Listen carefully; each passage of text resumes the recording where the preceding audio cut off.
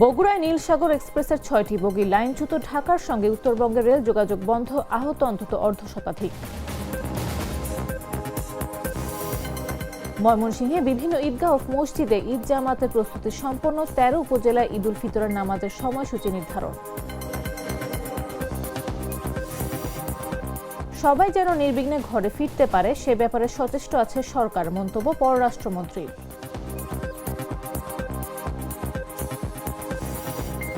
জলাবদ্ধতা নিরসন, কৃষি উৎপাদন বৃদ্ধি এবং স্থানীয় মানুষের জীবনমান উন্নয়নে খাল খনন গুরুত্বপূর্ণ ভূমিকা রাখবে বলেন পানি সম্পদ প্রতিমন্ত্রী।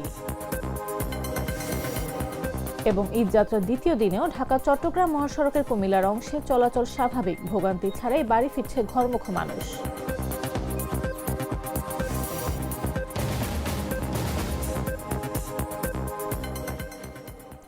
দেশজুড়ে সংবাদে সবাইকে আমন্ত্রণ। সাথে আছে আমি নাফিস আব্দুল্লাহ। মশলা বদলে ফেলেছে, এবার আপনিও বদলে ফেলুন। একবার প্রাণ গুঁড়া মশলা ব্যবহার করেই দেখুন। বগুড়ার আদমদীঘিতে নীলসাগর এক্সপ্রেসের ৬ বগি লাইনচ্যুতের ঘটনায় ঢাকার সঙ্গে উত্তরবঙ্গের রেল যোগাযোগ বন্ধ হয়ে গেছে। এ ঘটনায় অর্ধশতাধিক যাত্রী আহত হয়েছেন। বুধবার দুপুর ২টার দিকে সান্তাহার থেকে ২ কিলোমিটার উত্তরে এই লাইনচ্যুতির ঘটনা ঘটে। স্থানীয়রা জানান, বাগবাড়ি এলাকায় গেল ১৫ থেকে ২০ দিন ধরে লাইন সংস্কারের কাজ চলছিল। ঢাকা থেকে ছেড়ে আসা চিলাহাটিগামী নীলসাগর এক্সপ্রেস ট্রেন দুপুর ২টার দিকে বাগবাড়ি এলাকায় পার হচ্ছিল। এ সময় ট্রেনের ইঞ্জিন পার হতে পারলেও বগি হঠাৎ করে লাইনচ্যুত হয়ে যায়। এতে ১৪টি বগির মধ্যে ৯টি বগি লাইন থেকে পড়ে যায়। আতঙ্কে ট্রেনের ছাদে থাকা যাত্রীরা লাফিয়ে নিচে পড়ে আহত হয়। এ সময় সংবাদ পেয়ে ফায়ার সার্ভিস ঘটনাস্থলে এসে তাদের উদ্ধার করে। ঘটনার পরপরই রংপুরগামী সকল ট্রেন চলাচল বন্ধ রয়েছে।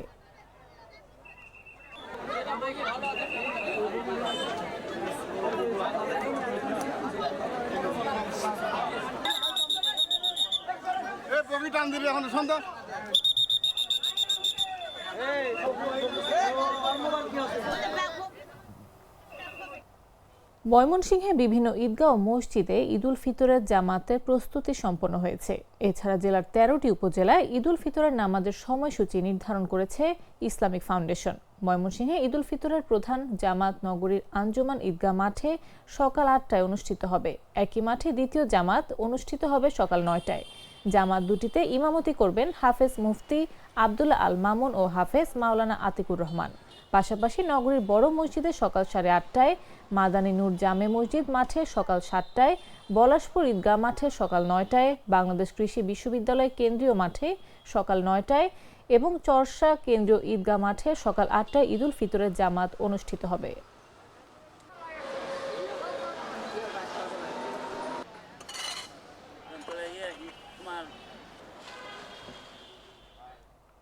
মুন্সিগঞ্জের ঢাকা মাওয়া এক্সপ্রেসওয়ে ও পদ্মা সেতু ঘিরে এবারের ঈদ যাত্রায় মিলেছে স্বস্তির চিত্র।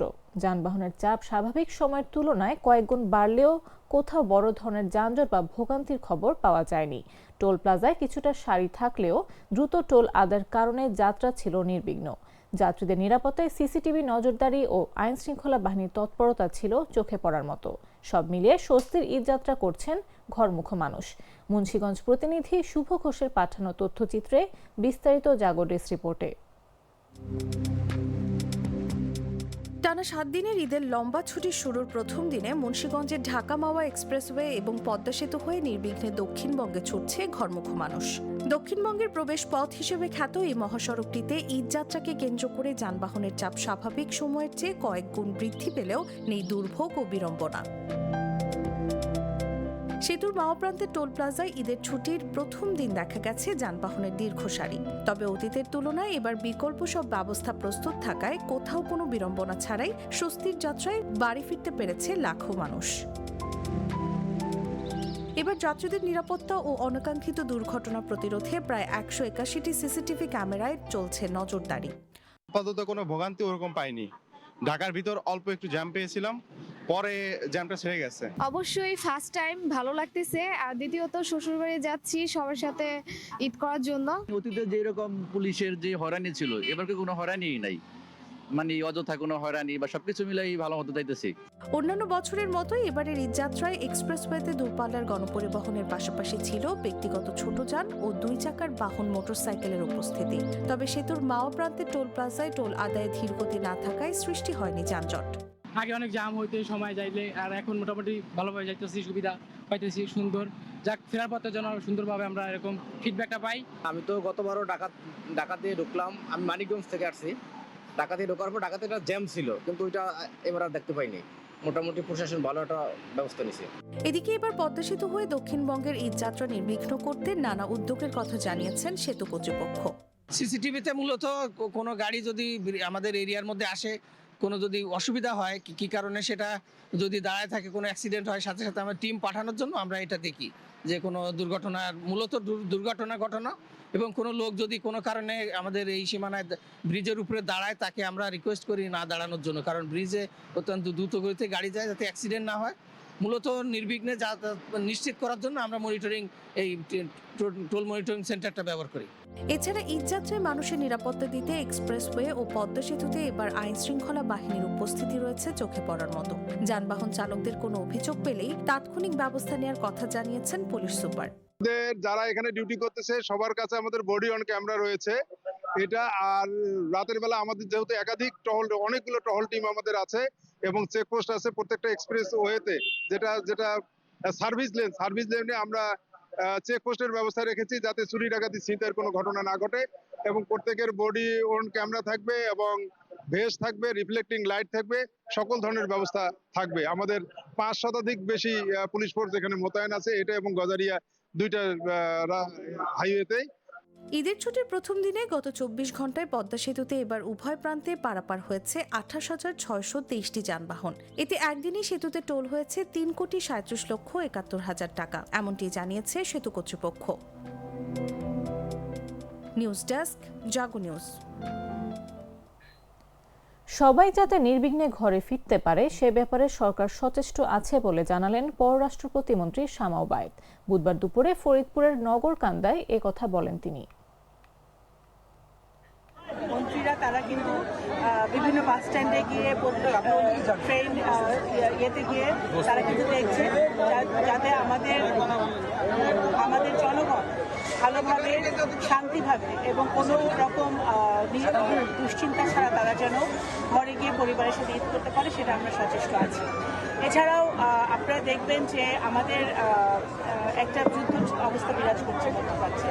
সেই কারণেও আমাদের জনগণ যাতে তাদের দ্রব্যমূল্য নিয়ে তাদের যেন কোনো সমস্যা না হয়, তেল, LNG, গ্যাস, এটা নিয়ে যেন কোনো সমস্যা না হয়।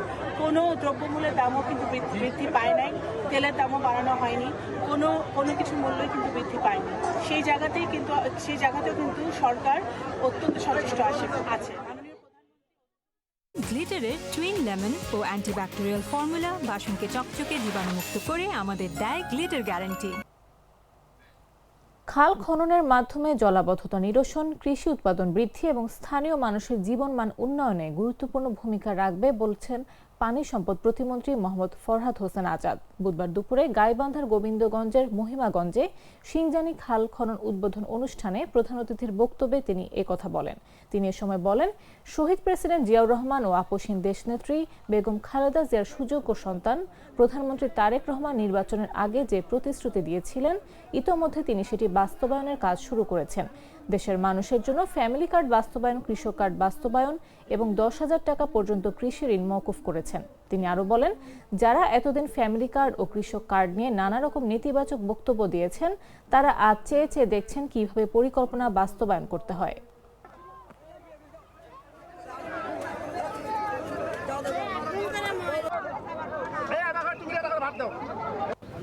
12 ফেব্রুয়ারি নির্বাচনে যেমন ঈদযাত্রার দ্বিতীয় দিনেও ঢাকা চট্টগ্রাম মহাসড়কের কুমিল্লার অংশে চলাচল স্বাভাবিক রয়েছে। কোনো ধরনের ভোগান্তি ছাড়াই ঘরমুখ মানুষ বাড়ি ফিরছে। এতে খুশি চালক ও যাত্রীরা। তবে যানজট না থাকলেও পরিবহনের চাপ বেড়েছে ব্যস্ততম এ মহাসড়কে। বুধবার সকাল থেকে দুপুর 1টা পর্যন্ত মহাসড়কের বিভিন্ন এলাকা ঘুরে দেখা গেছে এ চিত্র। সরেজমিন ঘুরে দেখা গেছে মঙ্গলবারের তুলনায় মহাসড়কে যানবাহনের পরিমাণ কিছুটা বেড়েছে। এর মধ্যে প্রাইভেট পরিবহনের সংখ্যা তুলনামূলক বেশি। এদিকে নিত্য যানজটপূর্ণ এলাকা চান্দিনা বাজার, মাধাইয়া বাজার, কুটুম্বপুর বাজার, ইলিয়রগঞ্জ বাজার, বুড়িচং উপজেলার নিমসার বাজার, দাউদকান্দি উপজেলার Baldakhal bus stand, Gauripur bus stand, cantonment এলাকা ও কুমিল্লা সদর দক্ষিণের পদুয়ার বাজার, বিশ্বরোড এলাকার কোথাও যানজটের চিত্র দেখা যায়নি। কিছু কিছু এলাকায় ধীরগতি থাকলেও আইনশৃঙ্খলা বাহিনীর তৎপরতায় তা স্বাভাবিকভাবে চলাচল করতে দেখা গেছে।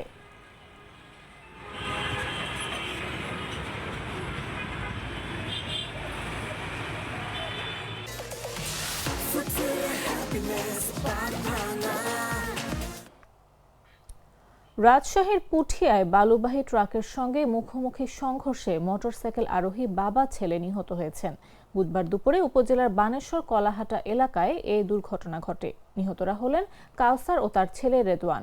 তাদের বাড়ি রাজশাহীর চারঘাট উপজেলার মৌগাছি ইউনিয়নের ষলুয়া গ্রামে।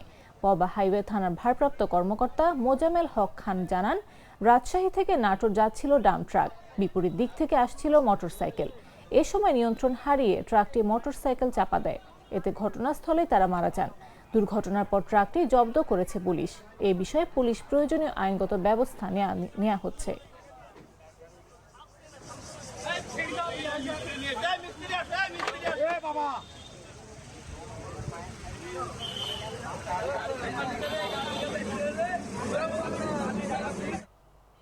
সংবাদ শেষ করার আগে শিরোনামগুলো জানিয়ে দিচ্ছি আরো একবার।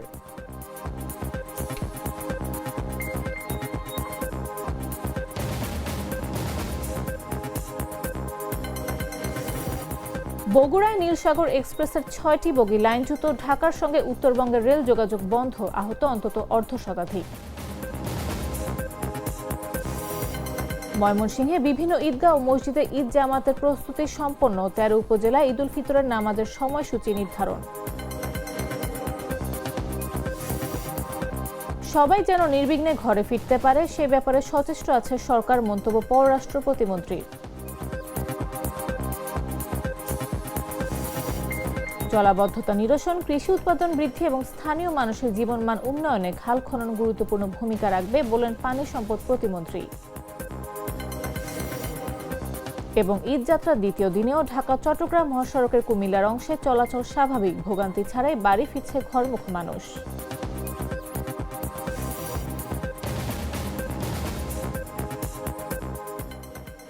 দর্শক, এই ছিল এখনকার মতো। এরপর দেখবেন সন্ধ্যা ৭টা নিউজ। প্রতি মুহূর্তে সর্বশেষ খবর পেতে ভিজিট করুন jagonews24.com, ফলো করুন আমাদের ভেরিফাইড ফেসবুক পেজ এবং সাবস্ক্রাইব করুন জাগো নিউজের ইউটিউব চ্যানেল। এতক্ষণ সাথে থাকার জন্য ধন্যবাদ সবাইকে।